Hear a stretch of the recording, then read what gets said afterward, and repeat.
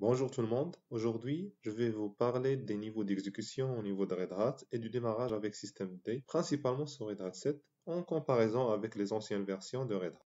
Les versions précédentes de Red Hat Enterprise Linux qui étaient distribuées avec sysvinit ou Upstart utilisaient des scripts init situés dans le répertoire /etc/rc.d/init.d. Ces scripts init étaient habituellement écrits en bash et autorisaient l'administrateur système à contrôler l'état des services et des démons dans leur système. Sur Red Hat 7, ces scripts init ont été remplacés par des unités de service ou service units. Les unités de service se terminent par l'extension de fichier .service et ont un but similaire à celui des scripts init. Pour avoir plus de détails, merci d'accéder au lien disponible dans la description de cette vidéo. Vous avez ici une liste des actions pour démarrer et arrêter par exemple les services avec systemctl et les commandes correspondantes dans les anciennes versions Red Hat par rapport à la version 7. Donc ici par exemple il y a service, non et start pour démarrer le service, donc dans les anciennes versions. Avec systemctl, vous allez utiliser systemctl start non.service. Pour arrêter, donc c'est stop. Dans les anciennes versions on utilisait service, le nom, espace stop. Actuellement, donc avec la version 7, on utilise systemctl stop non.service, restart, reload, etc. Vous avez en bas le lien vers le site officiel de Red Hat afin d'avoir plus de détails sur Service Utility versus systemctl.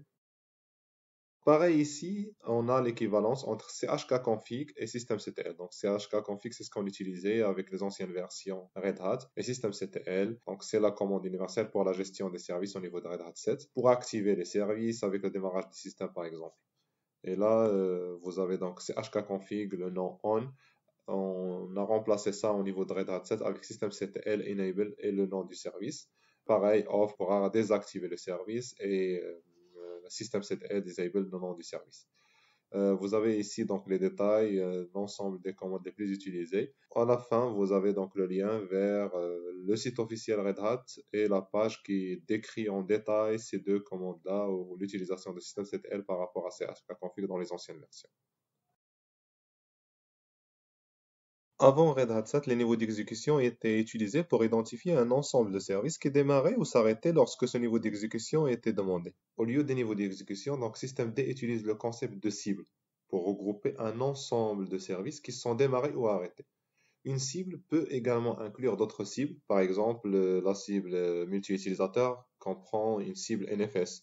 Il existe des cibles systemd qui correspondent au niveau d'exécution précédent. Cependant, l'objet des cibles n'est pas nécessairement d'impliquer un niveau d'activité. Par exemple, le niveau 3 implique que plus de services sont actifs que le niveau d'exécution 1. Au lieu de cela, les cibles représentent simplement un groupe de services. Il est donc approprié qu'il y ait beaucoup plus de cibles disponibles que de niveaux d'exécution. Avant, on avait le niveau 0 à 6, donc 0 c'est l'arrêt ou halt, 1 c'est single user mode, 2 c'est multi-utilisateur, on peut dire sans réseau, et 3 c'est multi-utilisateur avec réseau, le 4 était inutilisé, le 5 c'est on peut dire multi-utilisateur avec interface graphique ou GUI, et le 6 c'est le niveau d'exécution par robot. Maintenant nous avons donc les targets, tout simplement. La liste suivante montre comment donc les systèmes D s'alignent sur les niveaux d'exécution traditionnels. Voyons voir maintenant au niveau de la machine comment on peut gérer les niveaux d'exécution au niveau de Red Hat 7. Mais avant, sachez que lorsque vous démarrez un ordinateur x86 standard pour exécuter dans Red Hat 7, le BIOS démarre à partir du support sélectionné, donc généralement un disque dur, et le chargeur de démarrage ou le groupe 2 pour Red Hat 7 démarre le noyau de Red Hat et initialise le disque RAM. Après cela, le processus systemd prend le relais pour initialiser le système et démarrer tous les services système. Le processus systemd aura donc le premier ID de processus, donc ID 1, et sera le premier, on peut dire, à s'exécuter au niveau de Red Hat 7. Et il initialise ensuite le système et lance tous les services qui étaient autrefois lancés par le processus d'initialisation traditionnel. Bien qu'il n'y ait pas d'ordre strict dans lequel on peut dire les scripts ou les services sont démarrés lors du démarrage du système Red Hat 7, il existe une structure pour le processus de démarrage. La direction prise par ce processus, donc systemd, au démarrage dépend plus du fichier default.target. Donc l'emplacement de la cible par défaut est /etc, /systemd, /system, /default.target, qui est par défaut lié à la cible multi-utilisateur. Là, on va commencer à voir un petit peu comment ça se passe au niveau de la machine. On va commencer par exécuter la commande systemctl espace list-units espace-t espace target. Et comme vous le voyez, donc on a ici les services qui sont chargés et actifs au niveau de système dans le niveau d'exécution actuel. Donc là, qui est graphical.target.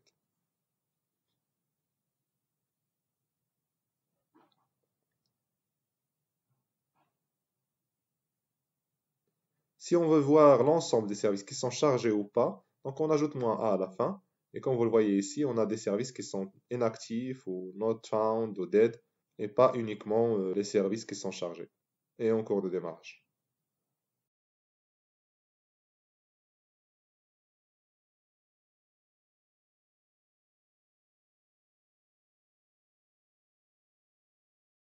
Donc là, comme vous le voyez, donc cd/etc/systemd/system et on va faire un ls-l default.target. Et vous pouvez voir ici que le graphical.target, donc ce qui est commun pour les systèmes de bureau ou les serveurs avec interface graphique, est défini comme default.target via un lien symbolique. Pour comprendre quelle cible, on peut dire service et autres unités démarrent avec la cible graphique, il est utile de visualiser en retournant en arrière, comme le fait, on peut dire, systemd pour construire l'arborescence des dépendances. Donc, bien que le processus de démarrage soit construit par systemd dans l'ordre indiqué, il s'exécute en fait en général dans l'ordre inverse. En règle générale, une cible dont dépend à une autre cible doit être en cours d'exécution avant que les unités de la première cible puissent démarrer. Pour voir plus en détail ce processus de démarrage, consultez la page, on peut dire, du manuel de démarrage, man7, boot up. Les services avec systemd sont nommés quelque chose.service, comme par exemple firewallD.service, et sont stockés dans le répertoire /lib/systemd/system et aussi dans /etc/systemd/system. Considérez, on peut dire, les fichiers /lib comme étant plus permanents et les fichiers /etc comme l'endroit où vous pouvez modifier les configurations si nécessaire. Avec run level, on peut voir le niveau d'exécution actuel, ou bien avec room-r, et comme vous voyez, donc on est au niveau d'exécution 5.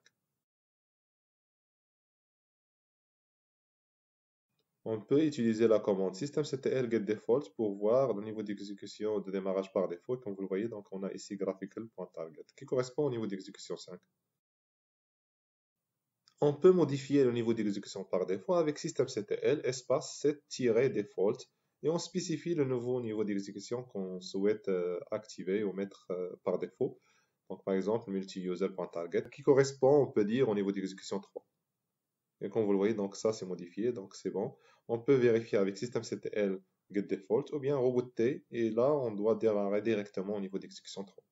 Je vais accélérer un petit peu cette partie et je reprends une fois donc la machine a démarré. Ne faites pas trop attention à ces erreurs-là, donc le but de cette vidéo n'est pas de diagnostiquer ou de résoudre des problèmes, mais juste de vous parler des niveaux d'exécution.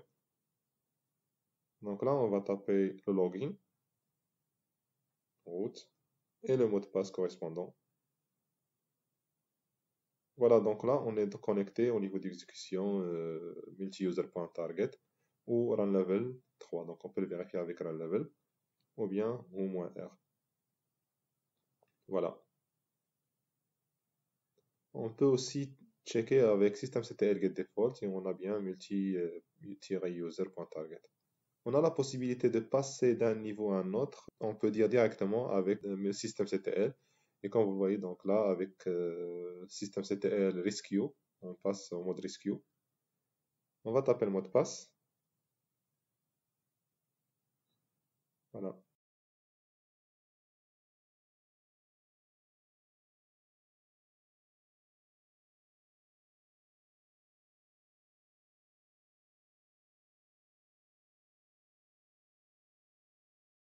Pareil, route, le mot de passe.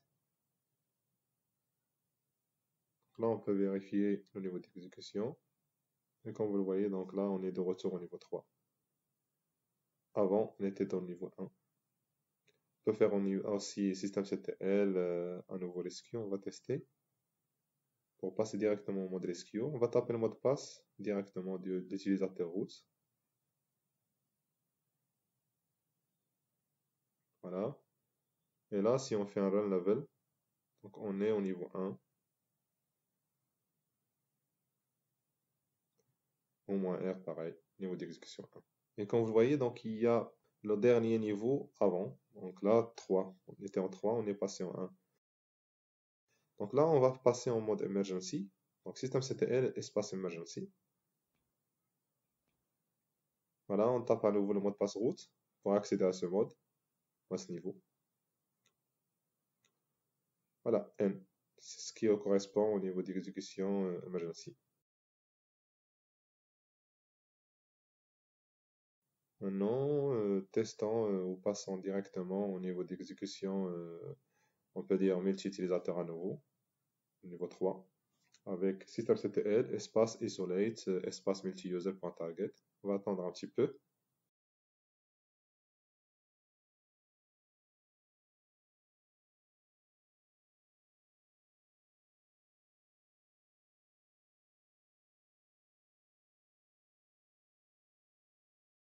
Voilà, donc là on tape le nom d'utilisateur et le mot de passe. Vous ignorez les erreurs, comme j'ai dit. Voilà, je vais effacer l'écran. Run level, on est au niveau 3. Je vais maintenant passer au niveau 5, systemctl, espace isolate, espace graphical.target.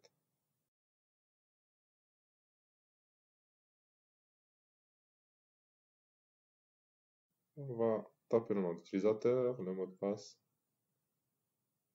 et on accède à nouveau à notre environnement graphique. Voilà. Je vais ouvrir le terminal, agrandir un petit peu. Là, j'exécute run level, comme ça pour voir le niveau d'exécution actuel, et aussi -R. Et comme vous le voyez, donc on est au niveau 5, et l'ancien niveau, c'est le niveau 3. Donc le dernier ou le niveau depuis lequel on est arrivé. Si je fais systemctl get default, on a le niveau 3 au multi-user.target par défaut, donc on va le modifier. Voilà, c'est default. On va le remettre à graphical.target. Voilà, c'est modifié avec default. Et on va rebooter une dernière fois pour vérifier.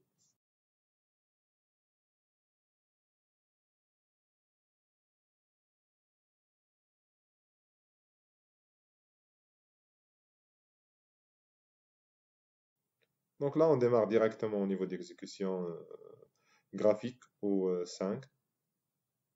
Si on ouvre le terminal à nouveau, voilà, -R, on est au niveau d'exécution 5, run level, donc on est au niveau 5, et le get default va nous donner graphical.target. Donc vous avez la possibilité de vérifier l'ensemble des options que vous pouvez utiliser avec man espace systemctl. Voilà.